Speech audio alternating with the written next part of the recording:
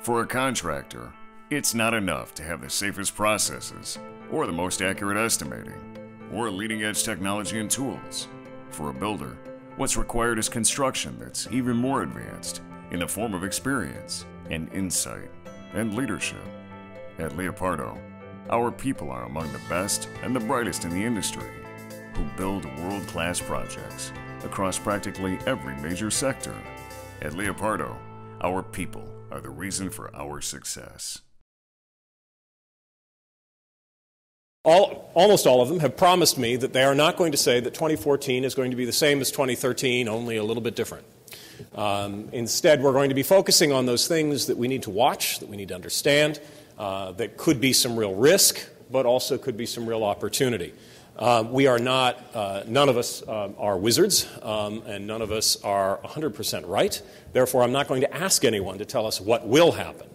But I am asking what could happen, and what are the disruptions on our horizon. We certainly live in a time of incredible disruption, and it's not over yet.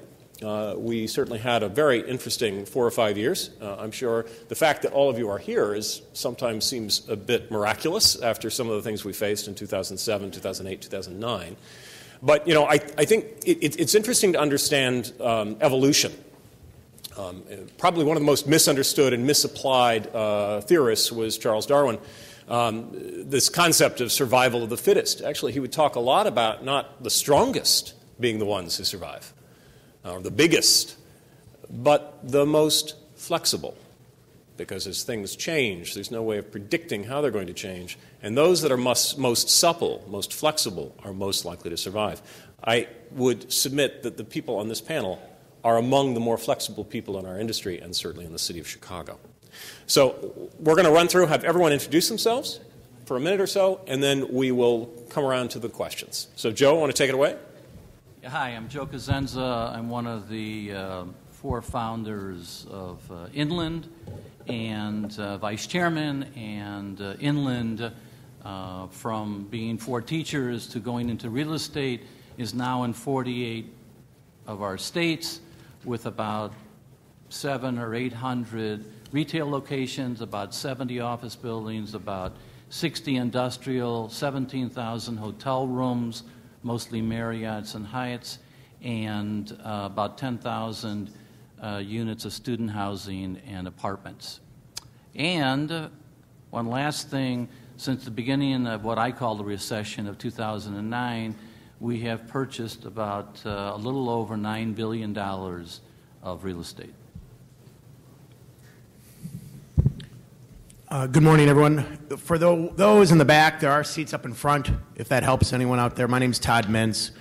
I'm Executive Vice President and co-manager of our Chicago office for DTZ. For many of those that have been around for a while, Equus is our former company, and we've kind of been rolled up over years into what's now DTZ. Our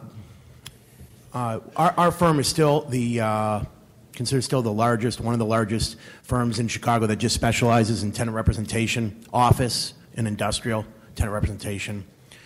And our size and scale today, under the DTZ umbrella, we're about 47,000 employees globally, 208 offices around the globe. We are considered a full-service real estate firm. We have about 12,000 people here in the States just focusing on facility maintenance, construction management, consulting, workplace, transactions, capital markets. And on size and scale, we did about 22,000 transactions globally last year, 2013. And we pay from a office lease administration type basis, for another way of comparison. We take care of about 25,000 rent bills on a monthly basis for corporate America. And that's a little bit about our firm. Thanks, Todd. I'm Michael Flynn with NAI Hiffman, based out in Northbrook Terrace. I've been in the business about 30 years with NAI, as well as its predecessor firm.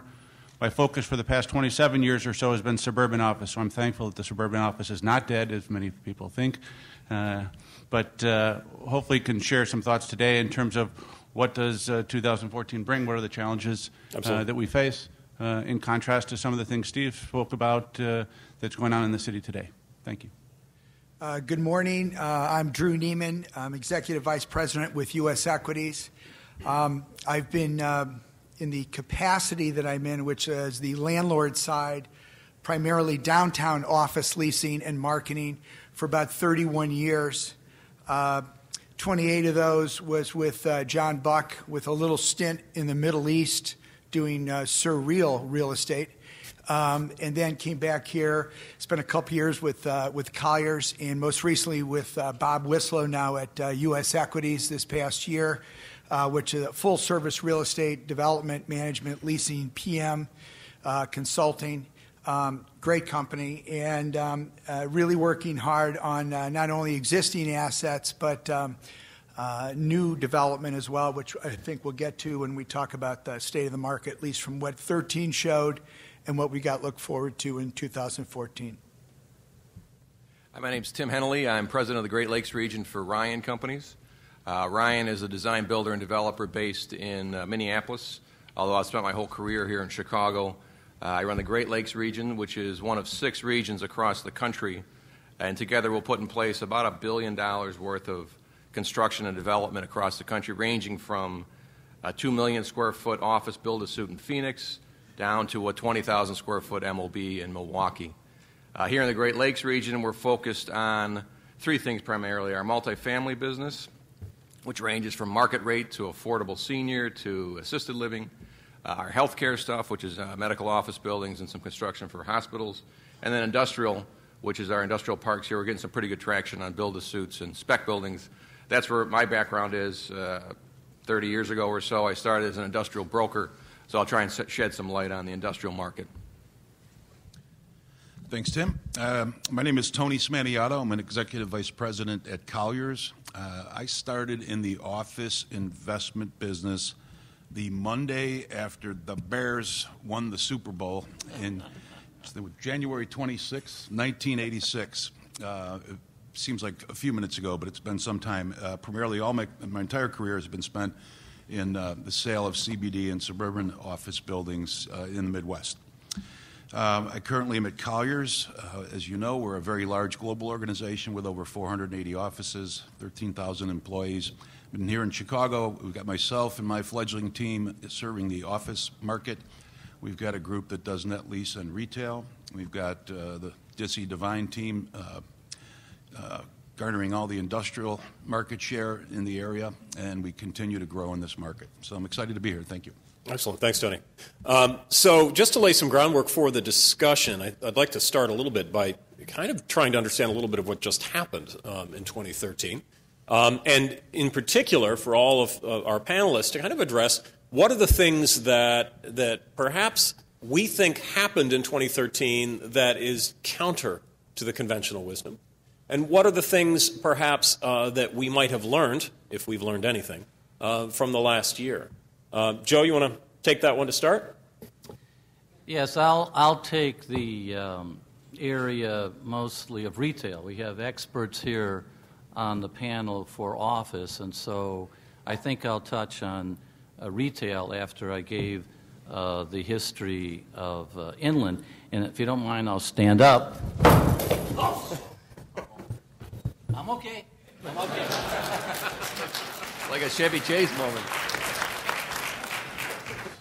Now, many of you out there have been with friends, have been with business people, and darn it, you slipped, you fell, you bumped your head, you bumped into a wall, and the first thing, of course, is the ouch.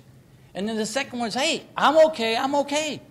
And all you're doing is hiding the embarrassment underneath the I'm okay, I'm okay. So this little stunt here really kind of demonstrates what I believe the retail economy is like. Let me give you an example.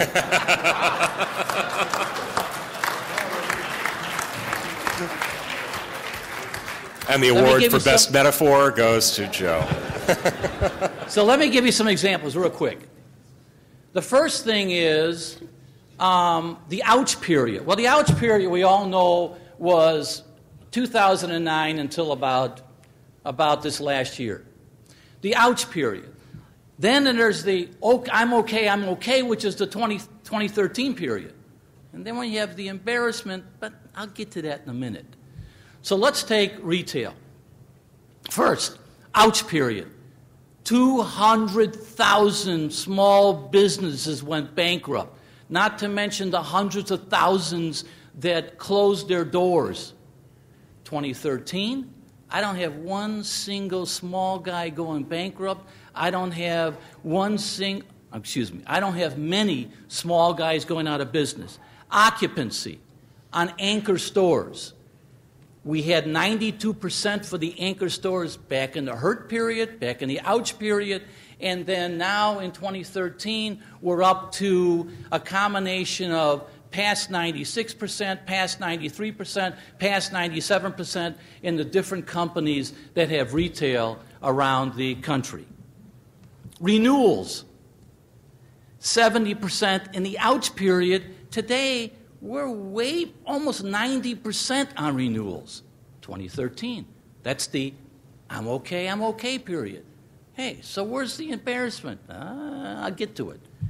So, how about anchor tenants expanding, or what do they call it, backfilling? Back in the ouch period, 0. 2013, I'll give you some examples. Up in Lincoln Avenue, I got Lincoln Village. Do you remember the Borders that was there? It's vacant. Oh, by the way, that reminds me. How many people have a Kindle or a Kindle Fire or a Nook? How many got that? Just show of hands. Hey, thanks for closing up all my Borders. You know, with... It's all your fault. Yeah. You know, with graphics like that and my West Side Chicago language, I don't think they're going to give me a bit part on Downton Abbey. But, all right, so I'll give you an example. That Borders now is a Ross. And fortunately, we got more rent. Same thing happened in Orland Park and in other parts of the city. That never happened back in the ouch period, but it did happen in 2013. How about small shops? Well, back in the ouch period, nobody was coming in. They were going out. In the I'm okay period, 2013, people are coming back. They're renting the small shops. How about the Five Guys? How about, they got a new place now called, what is it called? Eyebrow threading. Oh. All you have to do is seal up the walls. Holiday sales. Now, holiday sales means November 1 to December 24th. According to the ICSC, 2.3% increase. Hey, where's the embarrassment in all of this? Let me tell you where it is. Those holiday sales at 2.3% was the lowest gain since 2008. And you know how they got those holiday sales? They came into the store because there were the deepest discounts you have seen since 2008 in competitiveness. And you're seeing right now in some of the stores where they're reporting their revenues were down even though their sales were up. That's the embarrassment that's hidden behind the I'm okay. Okay, how about small shop tenants? Well, not one single one of those people that closed up their shops ever came back to us. How about store visits? The week of December 15th, store visits were down 20%. Where were these people? On the doggone computers buying online. Those sales are up 10.3%, $4 billion. Now think about that when you hit that key of the people that can't work in the stores anymore. Think about that when you're reading on your Kindle Fire. I know. The stores that had to close up because of that. And then one last thing. You have J.C. Penney closing up 33 stores. Dominic's just closed up 72 of them. Target's going to close up 8. You have Macy's closing up 5. Albertsons is closing up 26 stores around the country. This is the embarrassment part of the I'm okay. That's it for retail right now. I'm exhausted. I think it bears noting, though. I mean, certainly retail is at the center of one of the largest disruptions in all of our lifetimes. Cast yourself back to the turn of the 19th century to the 20th century. I know there's a few of you here that might remember that personally. That how many people in 1920 were working in jobs that existed in 1890? Very, very small number, especially in blue-collar work. The world changed. It's happening now, and it's certainly happening in retail. It's also happening in industrial, which is changing more than we ever thought it would. And I asked Tim to kind of talk a little bit about it. It's been an odd place, hasn't it, industrial in Chicago? And I'm not following Joe. I just figured, and you don't have to fall. That's okay. That's okay. So if you could give us an idea of what's happened, because it's starting to make a real turn, don't you think? It is, and the ouch period. I'll continue along Joe's metaphor there. We had an ouch period in the industrial segment, really in the 09, 10, like everything else, where it dried up around the country, and we lost our vacancy. Our net absorption was quite a bit negative here in town, and our vacancy rate in Chicago hit an all-time high of about 11%. That's 1 billion square feet of space we have here in Chicago. So we had 100 and something million square feet empty. Now, you fast forward to the I'm okay period, we're at about 8%, 8.4%, which is still 84 million square feet vacant. But I think the important part about that locally here is that a lot of that space is functionally obsolete. It's not, if you want a grade A 500,000 square foot building, we have a few down in Joliet, but there's not a lot of that space available. So what's happening to the functionally obsolete buildings are they're being repositioned. I mean, Elk Grove Village, where I grew up, along with Leo, I see him out there, they're doing a lot of teardowns of old buildings that are 24 feet tall and rebuilding them as 30 feet and make them fit better onto the site so we can maneuver trucks. There's a lot of that going on in Elk Grove. And all the ring between Franklin Park, Bedford Park, and into the city, that's happening. Nationally, we're seeing, we do a lot of work for Target Corporation, so we're still building the very large distribution centers for them, food distribution of 600,000-700,000 square feet, still the dry storage distribution of 1.5 million, but they're slowing down certainly. The one that's coming along, as it is in the retail on Target's heels, is Amazon. And Amazon comes into a market, like we sold some land to them in Tampa, to build 1 million square foot distribution center that is mezzanine up to about 3 million inside under the roof. And then they're going to put a fulfillment center right next to it for about 600,000 feet. So there are big, huge consolidations of some of these guys. You used to spread them out into 4 or 5 or 6 different buildings, like Home Depot down in Romeoville, Bolingbrook area. Used to be in 6 buildings, and now they're in under 1 roof or 3 roofs down in Joliet of about 2 million feet. So overall, it's certainly we're out of the ouch period. We're into the I'm okay period, and even the embarrassment. Our rents are coming up here in Chicago, which was the difficult thing. We did a spec building down in Romeoville 3 years ago now, 2.5 years ago. That was the first one to come out of the ground with DCT Industrial. Those numbers were really hard to pencil out because the rents, the data points that they could look at were $2.75, but we knew that there was a bit of a lack of supply coming up. So we thought the rents, and they proved out to be true, hopefully, or thankfully, it's over $3. So we're seeing, the industrial market, I think, is very healthy here in Chicago. Around the country, it's healthy. Capital rates, cap rates on warehouses in Chicago are, depending on where you're at, I mean, there's Opus sold theirs for 5.4% cap rate, but it's a little nuanced. But, they're in 6% to 6.5%, which is very healthy. Around the country, even we sold a building outside of Des Moines that was a 7.2% cap. And that used to be a tertiary market, so it was a little higher. So I think we're out of the ouch, we're into the I'm okay, and it's actually out of the embarrassment where our rents are coming up. Fantastic. Now, but you did mention to me on the phone yesterday that I found very interesting that the speed of obsolescence that is occurring, that it's accelerating with these buildings. I mean, could you give a little bit a note on what you saw this year in terms of how fast some of these things are out of date and no longer functional? A good example of that would be Clear Heights. Like I said, in Elk Grove, there's a whole bunch of buildings that are 24-foot clear. For the last 10 or 15 years, we built buildings at 30-foot clear. And now 32 is the norm on spec buildings. And we're doing the Ashley Furniture deal down in Romeoville. Those are 40-foot clear buildings because of the racking system.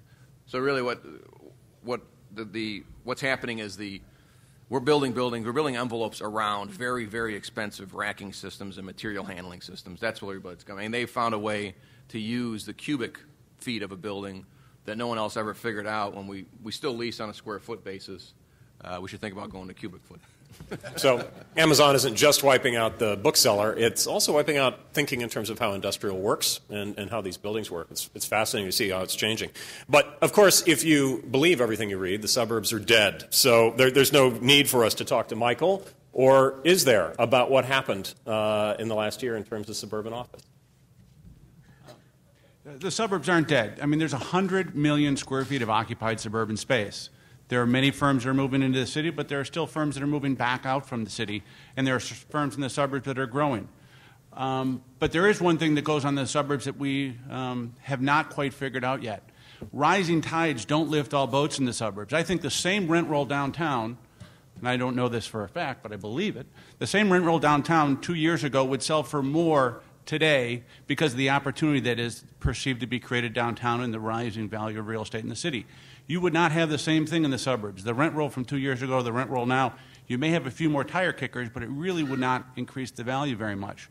So rising tides are not lifting all boats. It's only those buildings that are better positioned and are differentiated from others that are capturing market share and are actually bringing our occupancy level to below 20%, or vacancy level to below 20% for the first time in 5 years. There are still many obsolete buildings, and there's not an opportunity with a redevelopment of those assets to the same extent there is downtown, because the cost of that redevelopment would not generate a suitable return for the risk involved.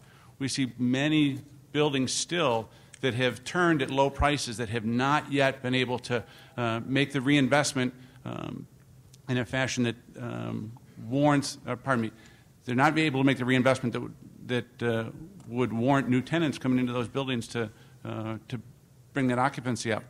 Nevertheless, those that have the appropriate amenities, the infrastructure and location, I think can be successful going forward.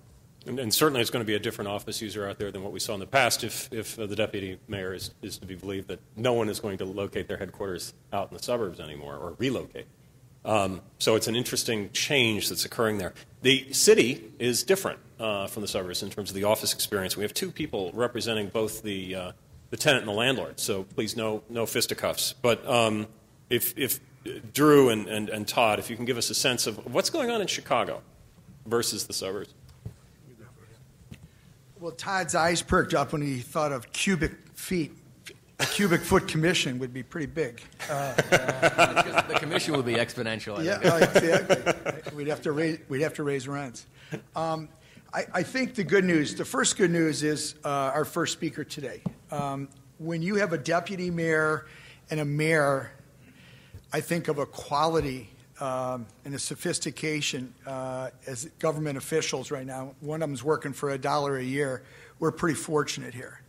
And I feel, because I work on the landlord side, so I'm always trying to lure tenants, seduce them, whatever the word is, sell them, bring them into our buildings, fill them. You're also selling Chicago. You're selling the submarket. You're selling all the other things that go with it. And I believe, for the first time, that deputy mayor and the mayor, if you will, got our back. I mean, they're there to help you sell this in a way that I've never seen in a concerted effort.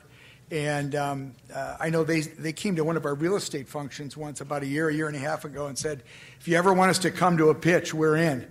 Now, I don't know what cut they're going to get out of the commission, but we'll figure that out later. But those guys, I mean, that is absolutely, you got to start with that. That's a great comfort just for openers. 2013 is, I'm okay. I mean, I think we finally stabilized, and we got modest growth. We've got reduction in vacancy. We've got reduction in contiguous blocks of space, which is a big indicator that we all look at least on the landlord side and the tenant side, because they want to see what their options are. But we've had suburban migration. So the big story was Motorola, under the veil of Google, but it was Motorola, Sara Lee, Kraft, GoGo. Lots of good, good action coming from the suburbs coming into downtown. Again, with Mayor Emanuel, right behind that. Second is what we call the densification of office space.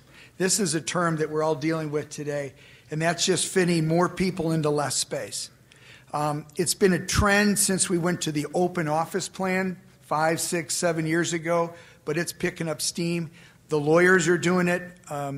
I know that. I've done a lot of big test fit layouts for new buildings, and it's amazing how they're fitting into to less space with the same amount of people. But this also puts a strain on existing assets. Because if you think about it, more people in the same amount of space, you still got to cool it, you got to heat it, the elevator's got to work and get people up, especially at lunchtime, which is the two-way traffic, which is always challenging. So the infrastructure of these existing buildings starts to be challenged, and in some cases, they kind of opt out and become alternate uses, which we saw. There's 4 or 5 of those options are going on right now in the CBD, where they're becoming hotels. They're no longer going to be office buildings. So those are trends that are going on. Real quick little analogy, one of the buildings we manage and lease at U.S. Equities is Willis Tower. Just an interesting note, over in 2013, they looked back at when they give out badges for employees, new employees for the year, and they can do a count for every tenant in the building and add it together. And it was just a little thing, but it was about 350 net new employees in the building across all the different, companies in there. That's that kind of the start of I'm okay and we're kind of getting a little better. That's not huge, but it's a good sign that just quiet, and they're still hanging out in the same amount of space, but there's that kind of underlying feeling like we're starting to add. Things are becoming additive. And then last, I think, is a great announcement in 13 was 2 buildings, Hines at 444 West Lake and O'Donnell Investments, who I represent on the leasing side, at 150 North Riverside, both announcing new construction underway, which would break ground this year in 14 and deliver about third quarter of 16. It's about 2.2 million square feet total. It's not a big deal if you think of about 140 million square foot base that the city has. It's barely 2%, but it's a good sign. The buildings that have been built, think about this, since 2000 is 15.8 million square feet of new office buildings have been built. The average vacancy rate of those buildings is 4%. And the market's hanging right at around direct vacancy 12.5%. So there's clearly a demand for new product. And also when you get to this densification, a new floor plate, new systems, those are things that can really be handled going forward if you plan for them versus a retrofit. So I think those are, all good things. The last is the development cycle was 01 buildings were delivered, 05, 09, then the market crashed. And so this next delivery will be 06, which is almost double what the other ones were in terms of time frame. So again, I think the market usually corrects itself and almost monitors itself as to how you deliver this and when they're ready. So. Well put. It's interesting. My members who are institutional investors in large portfolios of commercial real estate across the country, everyone knows now, everyone in this room I'm sure knows that every law firm, when they sign up for a new lease, it's about 30% lease on a per lawyer, less on a per lawyer basis. What we're starting to hear from a lot of people is not just that they move into something that's 30% less, but then they say, you know what, we could reduce it another 30%.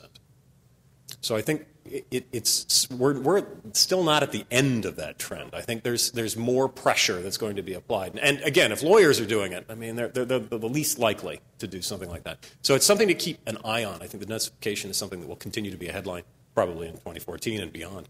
So if you could give us a perspective from the landlord side, or from the tenant side. I'm sorry. From the tenant side. Well, I agree with what you just said, Gunnar. That if all we're doing is working with the tenant and the user of the space, that's typically what we hear. Is regardless if it's a local business or it's a big corporate, U.S. or global, they definitely want to focus on how they're using their space. There's going to be some type of efficiency factor. They want to be more conscious in regards to environmental factors. They're also going to be more conscious of kind of what that worker is today versus what it was 10 years ago and what it might be 10, 15 years from now that we're building out space for today.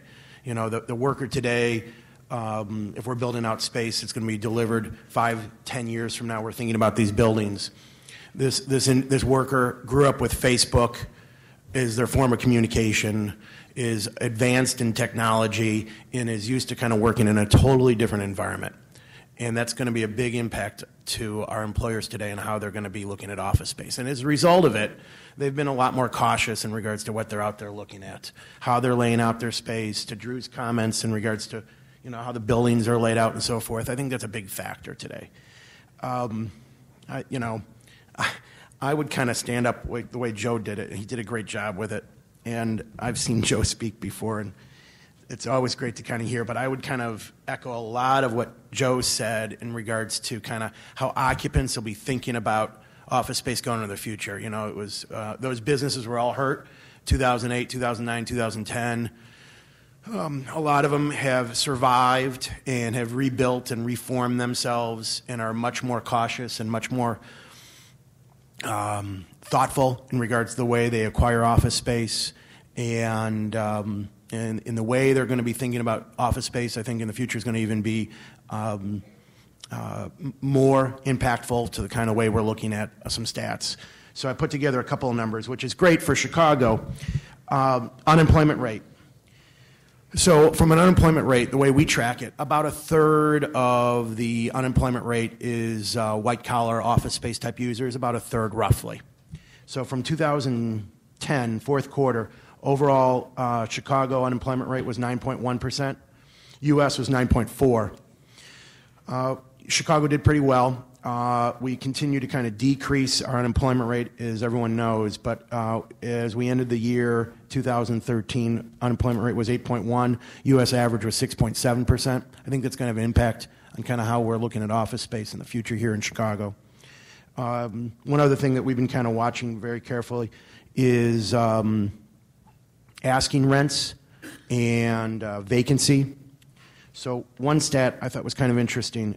First quarter 2010 or fourth quarter 2009, right after the kind of big crash, average asking rental rate, CBD, was first quarter, the way we tracked it, was $30.03, with a vacancy of 16.5%. And our stats show that at the end of fourth quarter 2013, asking rental rates were $30.02. Overall vacancy down to 13.2%, which is good for some of the developers and so forth too. There's going to be new buildings built. They have to be built because there's a demand of the way these companies are designing and desire their space, bigger floor plates, more efficient, better cooling, access, different amenities and so forth. But I don't know if it's going to be like the cycles we grew up with, because it was predictable that every 5 to 7 years there was a new wave of office development. And for the guys that I've been up here with for 25 plus years, we've seen that. You know, what's going to happen though is the way we're counting it, we have a few new buildings coming online. We have quite a bit of vacancy in Chicago, downtown vacancy and suburban vacancy, that B space with limited demand. And then if you start to count up, what we did is all the financial service firms from first quarter 2013, actually fourth quarter 2012 to end of 2016, we predict the financial services firms and a few of the law firms will be putting a little over 2 million square feet back on the market in downtown Chicago. So that is going to have another kind of impact in regards to kind of just vacancy. So to Joe's kind of point earlier, a little bit of embarrassment, everything's okay, but I'd still kind of be real concerned kind of going forward. I think that, for us that in the office world, it's gonna stay. We need to be cautious going forward with everything we're doing with that particular market. Well, certainly fundamentals are interesting. Tony, love to get a sense in terms of trades and sales and capital. How is that playing out at this point?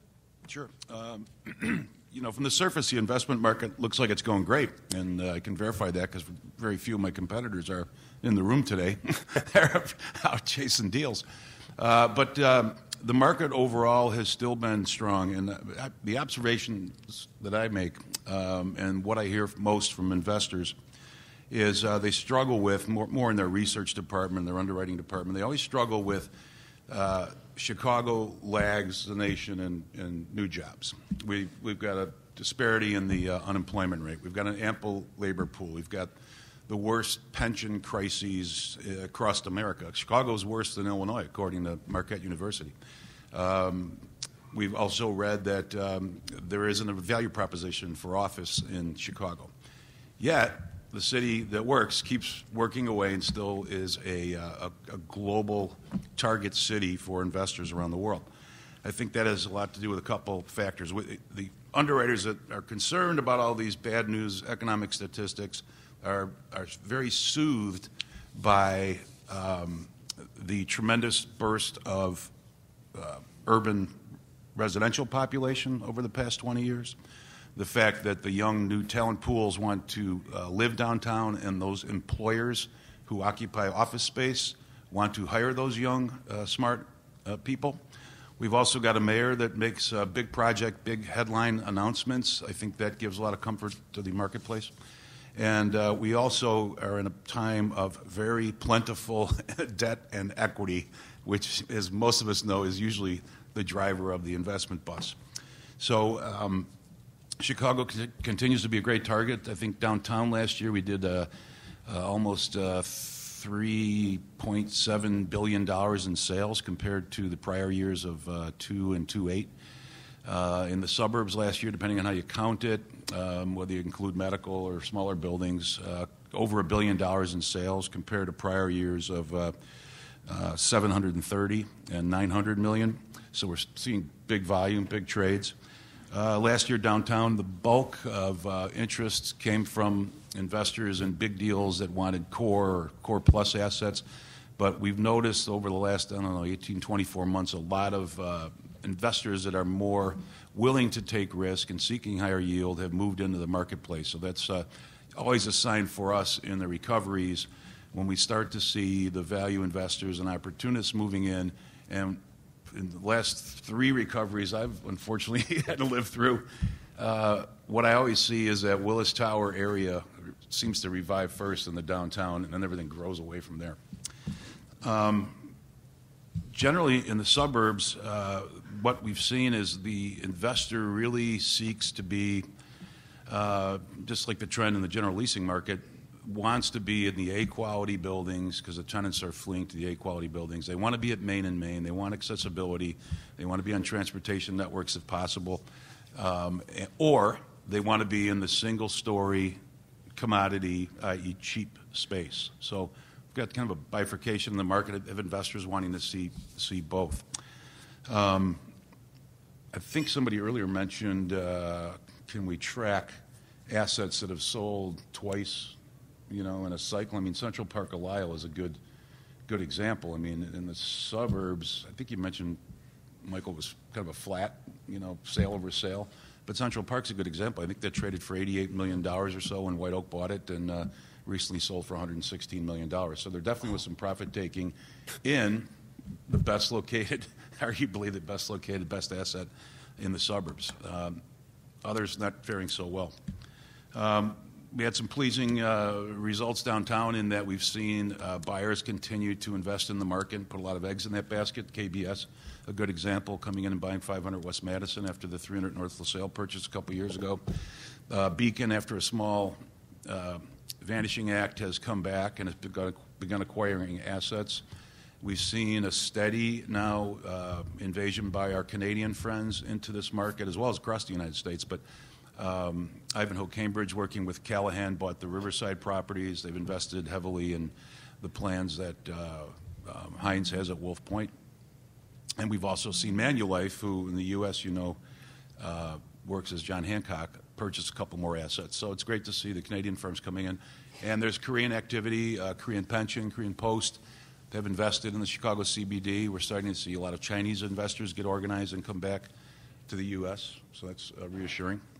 And again, the debt market, I can get into detail later if you want, but it's healthy. There's money, a lot of money available. If you passed up on the chance to invest directly in real estate in the last recovery, don't do it again, because there's no reason to. The recourse money is back. There are blue light specials going on in the first quarter, non-recourse deals. A lot of the banks and life companies are giving great deals in the first quarter, trying to put money out on the street and invest it into real estate. So I think it's a really exciting time. And even in light of Chicago's woes that we read about nationally, I think this is still a major, major marketplace for international investors. And just to add on to that and to transition into talking a little bit about the future and what we're looking for, as we've surveyed our members and talked with pension funds, endowments, both foreign and domestic, about investing, 2012, they were all raising money. About 60 to 70% of the money that was being raised at that time was for core assets in about 6 core markets, period. Value add was invisible in terms of the fundraising activity. In 2013, it flipped. 60, 70% of the fundraising for new acquisitions or acquisitions of existing product was value add versus core. So to a certain extent, the pension funds have gotten to the point that they can't make money off of, sub-4 cap rates in Manhattan.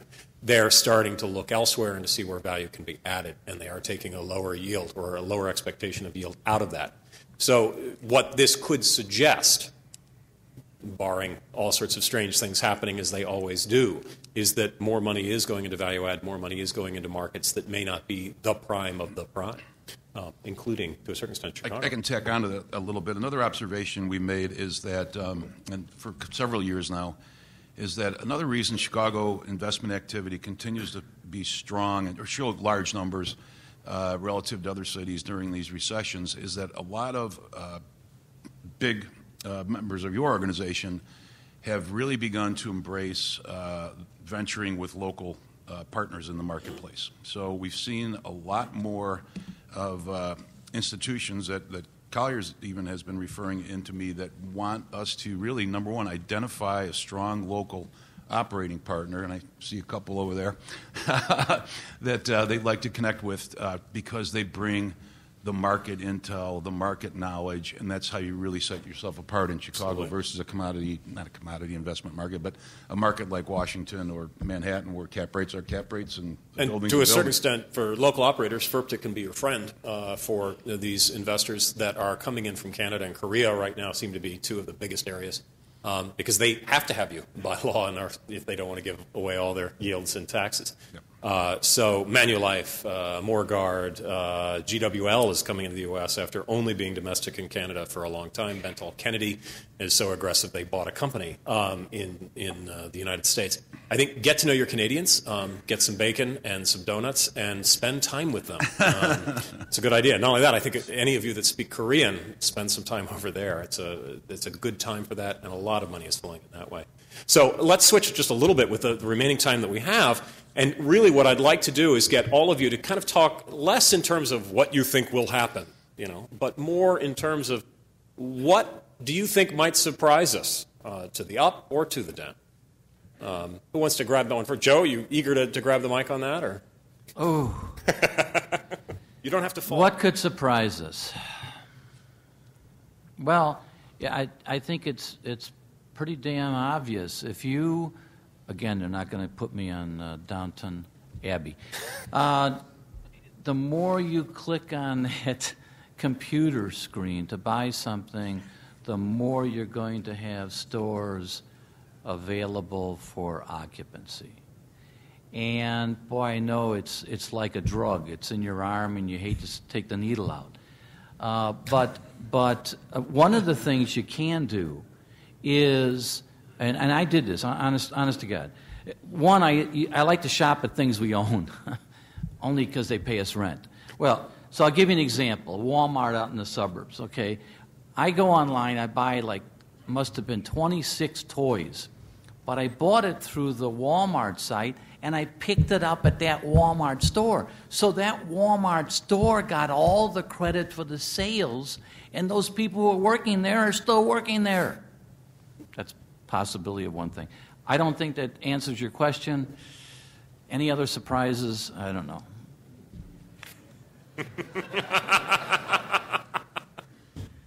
He knows, he's just not telling.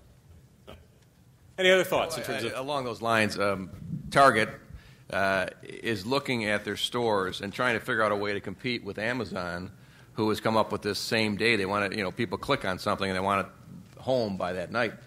So Target is looking into their stores and trying to figure out how to reposition them and renovate them to be kind of a half distribution center to do exactly what Joe just said. Maybe there'll be some vans taking and delivering around town, but it'll just be able to stop at your local Target and pick it up. I would actually add to your comments here a recommendation that everyone, not just those of you that are suffering with Joe in retail, everyone needs to pay very close attention to what's going on in Amazon, and not because they're playing with drones.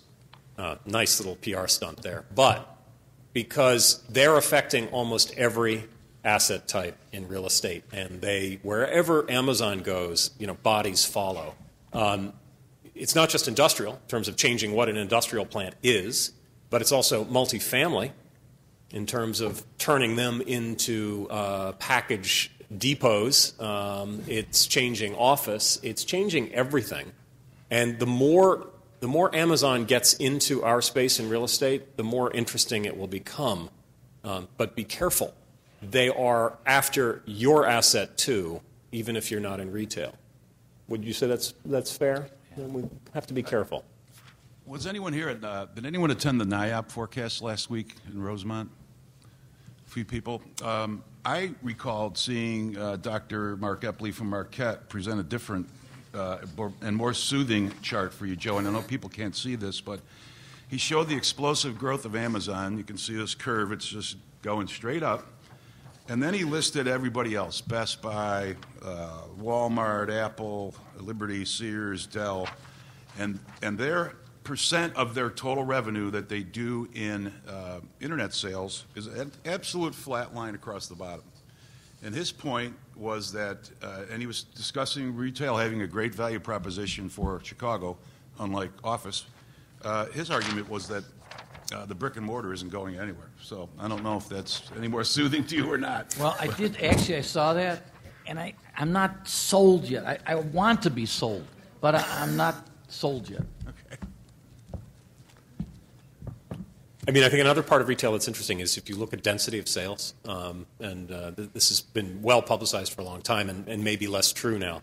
But when you look at the average retail sales of a shopping mall, a high street retail, there is no comparison between that and what Apple sells out of their stores. So, I think Tiffany's does about $3,000 a year per square foot. Apple does $6,000. And not because they sell more stuff, but because they sell less physical stuff. Right. They've created a high density proposition. And it's interesting to me, if you watch a lot of other retailers that are trying to figure out how to mess with this, they're figuring out how to increase not just the density of people, but the density of sales per square foot. Look at Walgreens. I predict they're going to be in the lunch counter business before you know it. They're looking at how they can sell other things besides shampoo in their stores. And whether it's retail or it's office or it's industrial or even multifamily, density is ruling at the moment in terms of ruling what we're doing. I certainly think for office, as I mentioned earlier, it's going to be density, different efficiencies, different layout is going to be a big thing in the future. That's what we're going to see. We're going to continue to see that. And I also for Chicago and what we see and what our clients are telling us, all they want to do is focus on opportunities on how to get office space and locations downtown versus suburban or outlying locations. They'll consolidate. They'll move people downtown because not just in Chicago, but elsewhere around the country, all the major CBDs, there's a densification, there's a draw to being in the city. It's where they're going to get their talent. It's where they're going to get the resources. And it's no different here in Chicago, too. And I think that just plays out to kind of what we're going to continue to see here in Chicago and in the suburban area. Quick question, Todd. Do you see there's a point of saturation that all of a sudden it's too dense? That the benching person to the right and left of you didn't bathe that day, and and you wish they had. Yeah, but so I mean, does it get to 130 square feet? I don't know, and I do agree. There's going to come a point in time we're going to kind of go through this cycle of kind of how dense are we going to be? Are we all going to be working off of a kind of a iPad or something like that? I don't know where that's going to go, but I do believe there's definitely a huge push globally, domestically, by all these companies to get their people into kind of major CBD markets. A new building in Boston, I think you probably saw in the paper somewhere, is being built, and it's for 9 people per 1,000 square feet. So that's a little over 100 square feet per person. Right. And you're right, you need more elevators, more toilets. What about parking? One thing, though, to be careful, especially in white-collar financial, real estate, investing, consulting businesses, several studies have shown that the amount of time that people sit at their desk on a 9 to 5, 40-hour week, where do you think the number would be on average? What was that question? How much time do people spend at their desk? 62%. I've seen numbers ranging from 30 to 60% of their time. So part of the reality is the nature of work is changing. Admittedly, in call centers, we're all working in a factory and we're all very close to each other. But the reality of the way all of you work is that you're not actually in that desk all the time. So some of that is shifting as well, and that's part of what's allowing this to happen. Otherwise, I think you're right. The body odor issue would be probably even more prevalent than it is now. Yes? Maybe this is a fault of my attendance at many Cornet, ULI, and NIOP functions, but I other than the debt and equity markets, going badly overnight, I think on a long-term basis for office space, at least what we hear, at the higher level in these seminars and breakouts, is people are talking about what I call the 3 Bs, which is, I refer to it as bridges, bandwidth, and build-out. And what I'm seeing in the office arena, first of all, bridges really encompass, what I'm trying to say is infrastructure. And, there's a lot of things in the city that are old, and besides highways, and I don't know, those of you who ride the Metro, the rolling stock's brutal. CTA, there's a lot of infrastructure issues that, I'm sure the mayor and deputy mayor are looking at, but I'm not reading about it. So that could be something that could hurt Chicago in the long term. Bandwidth is another one, and I think Drew mentioned it yesterday. If those of you who've been to Wrigley Field on a Friday afternoon or River North on a Friday night, you're so spoiled you can't pull up a website or Grubhub on your iPad. Our building's going to be able to adapt to the technology, and is the infrastructure going to also help them do that? And lastly, on build-out, you brought up alternative workspace, and I'm at the Cornet organization at the board level, so I see a lot of white paper, and it's just amazing how companies are getting into the special purpose branding their product within their space, and needing extra inches or feet or density or elevators. And I don't know if the bulk of our, some 260 million square feet in this market is going to be able to accommodate that, if the Motorola Mobilities and the Go-Go's and Coca-Cola and So there's going to be some infrastructure changes, but one thing that we really see going into 2014-15 is we'll see a lot of renovation of buildings downtown. You see what Sterling did on West Fulton. You see what's going on with Wrigley Building.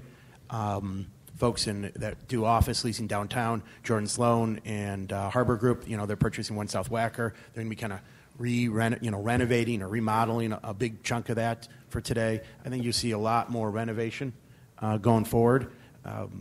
There's a few buildings, Prudential Plaza, 231 South LaSalle. There's a few of them that are going to go through that whole process. Citadel eventually, too, on Dearborn. And I think that'll help. Dogs? There are a few dogs.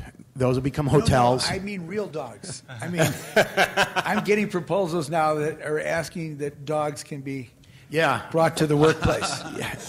It's true. So I have to amortize the poopy bags into this. But I'm serious. It's in Google's leading the charge. Right. Right. It's pretty wild. Right. Dog run. Other markets, office buildings are being developed with dog runs, where you could they're rooftops, so you could bring your dog to work. Right now in Chicago we have bike lockers, and we can have showers and gyms and so forth.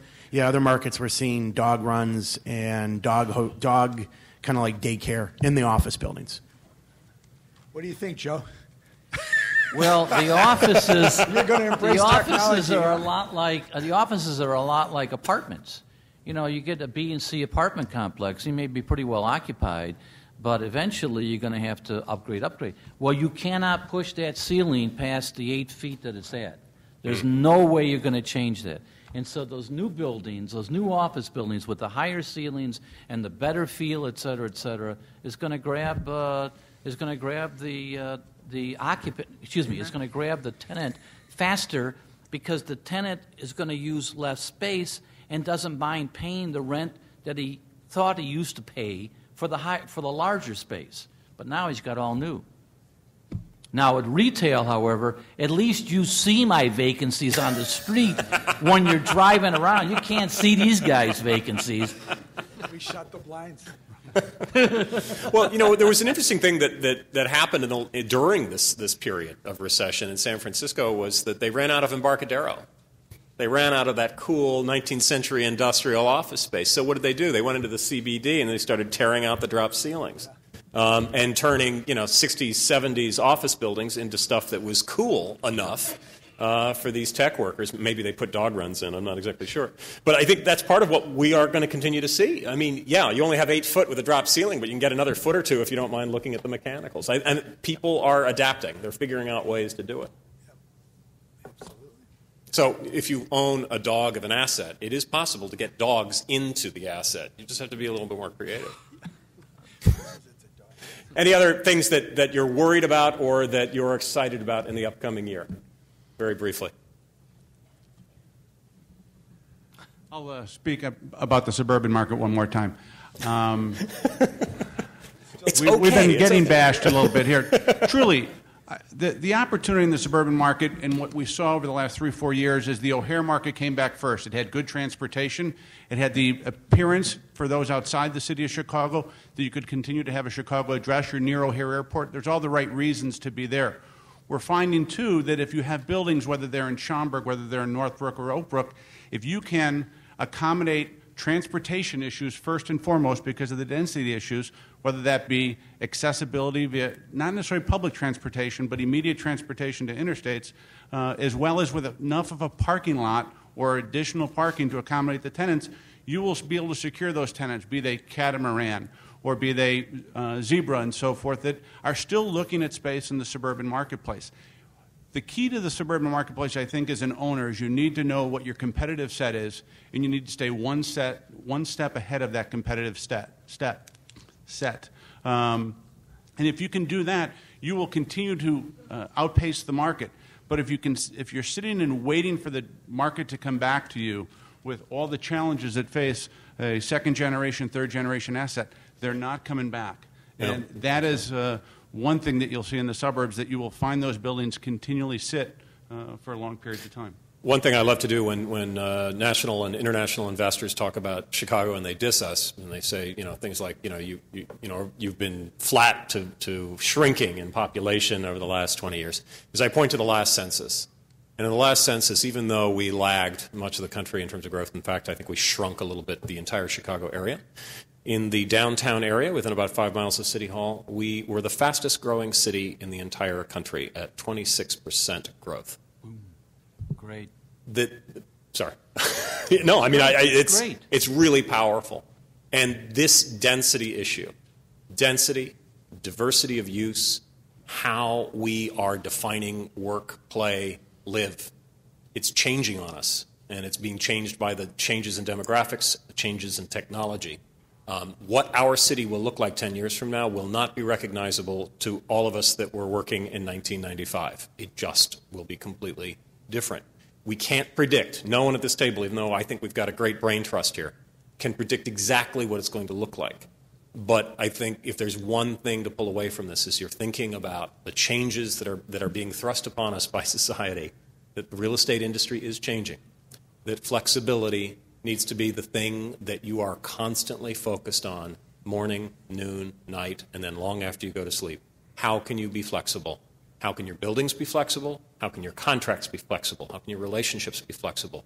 How can you meet the challenges and the disruptions that are facing all of us, not just in the next 12 to 18 months, but over the next 5 to 10 years?